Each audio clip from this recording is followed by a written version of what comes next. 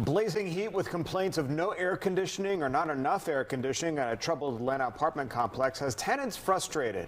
It's just the latest chapter in a long-running Fox 5 investigation that we've been following. Today, a city council member wanted to see it all firsthand with our news crew, but got turned away. Fox 5's Kevin Stewart joins us live outside the Fairburn Gordon Apartments in Adamsville with the latest. Kevin? Yeah, Courtney and Tom, last year when the city sued the landlord here, one of the big concerns was lack of security because of all the crime here. In fact, you might remember a couple of weeks ago, 2 children were killed right back down as you enter the apartment complex. Well, earlier this week, when tenants called us, wanted to complain about the lack of AC, there was no security. That certainly wasn't the case today. On this day, security greeted us at the Fairburn Gordon Apartments. Will we be able to talk to tenants? No. Even if they invite you?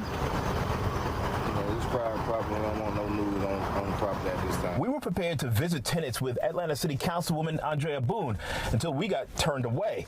So we set up on the sidewalk. They have a lot to hide. They have a lot to be ashamed of. Boone has followed the long-running troubles at Fairburn Gordon for years. The city had to come on this property and move tons of garbage. That was years ago. Since then, we've had landlord after landlord. As we've reported, last year, the city sued the latest owners, A&B Apartments LLC. Court records indicate many of the more than 200 violations have been dismissed, but some still remain.